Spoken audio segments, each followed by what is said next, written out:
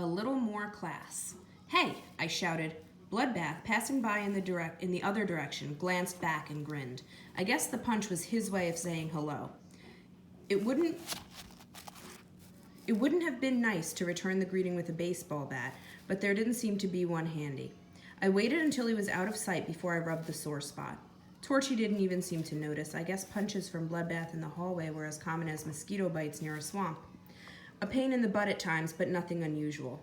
Torchy stopped in front of an open door decorated with a picture of Shakespeare taped to the lower half. Here we are, English class. You'll like Miss Nomad. I followed Torchy inside where we grabbed the seats that Cheater had saved for us. Between them, I felt like I was sitting in a box full of puppies. As the bell rang, Miss Nomad swept into the room, her long skirt brushing the floor, her long brown hair brushing past her shoulders and flowing all the way to her waist.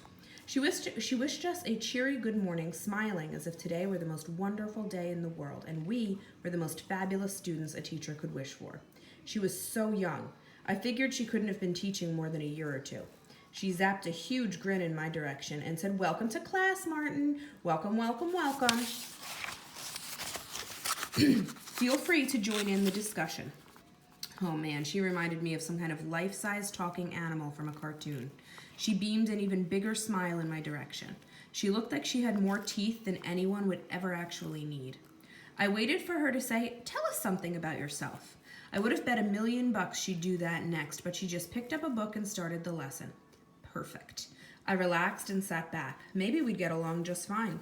Everyone groaned when she pulled out a book of poetry, but I sort of liked the first poem that she read to us. Because I could not stop for death, he kindly stopped for me. I actually felt a chill when she read that. I didn't completely understand it, and I sure didn't understand the rest of the poem, but those 2 lines sounded pretty cool. "I told you she was nice," Torchy whispered. Yeah, maybe this class would be okay. Unlike math, English class went well for almost 10 minutes. At that point, we were talking about writing. "Writing is such a wonderful way to express yourself," Miss Nomad said, "and the best part is that anyone can write." She had a habit of walking around the room as she talked, as if she were weaving herself among our desks. It made me feel like I was one of those potholders that kids make in craft classes. I was getting a sore neck from watching her. At the moment, she was passing right by me. As she said the word anyone, she gave me this look that seemed to say, "Yes, Martin. Even poor little you can scrawl meaningful words." She seemed to almost expect a poem to burst from my forehead. "Move on, lady," I thought. She stayed where she was, her smile burning a hole through my face. All that talk about only sharing when I felt like it, that was...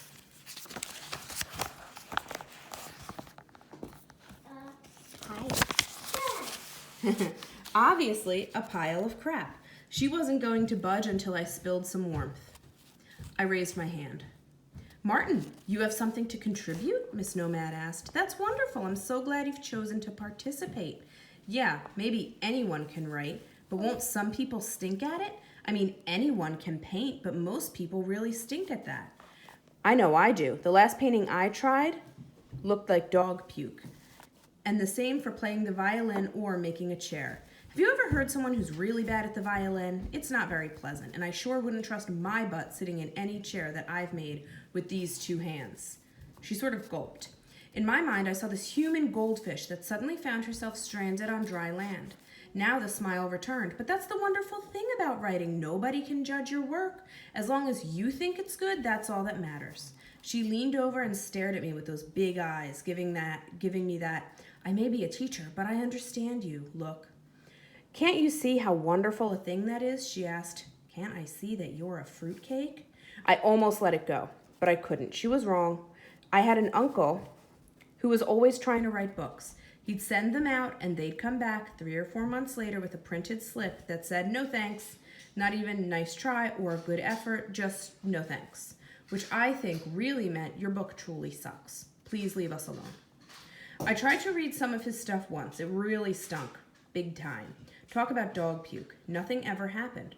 People just sat around and discussed life. Everyone drank coffee and felt bad about things that they've done in the past. I had a feeling Uncle Stan could write books for the next 1,000 years and he'd still stink. I looked up at Miss Nomad and she seemed happy and eager for us to share the joys of writing. "It matters," I said. People might say that they just write for themselves, but that's a lie. Everyone wants to show off, and if you stink, you can't show off, can you?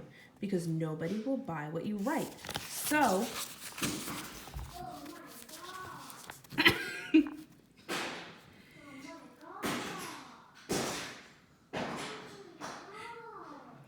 Russell, you're very funny. You're just lying to yourself. I stopped talking. Damn, I didn't care either way. Why was I even bothering to say anything? Miss Nomad gulped again, a bit louder, and said, "Well, thank you for sharing your thoughts, Martin." I had the funny feeling that she didn't like me. "Bad move," Cheater whispered to me a minute later. "She's always trying to sell her poems. She keeps sending them to magazines. She's got hundreds of them," Torchy said, "boxes full." "And?" I asked. "She hasn't sold a single one," Cheater told me. He shook his head. "Sometimes she reads them to us." He made a face and pinched his nose. "Yeps. I should have figured that out before I opened my big mouth." I could just imagine Miss Nomad, fountain pen in hand, sitting at a desk, jammed in the corner of some small room, filling page after page with bad poetry. I didn't think she'd hold it against me the way Parsons did, but I certainly made sure that I wouldn't be the teacher's pet in this class. Miss Nomad pretty much ignored me for the rest of the period. I'd become the invisible boy. Hey, that could be a nickname for me, Glass Boy. See you right through me. I'm not really here. When the bell rang, I checked my schedule. I had gym next. That would be more like it. Gym would be fun. Gym would be nice and normal, just run around and sweat. No matter how modern they got in their teaching methods, I didn't see how they could mess with something as simple as gym. On the other hand, it's amazing what adults can do when they set their minds to it. But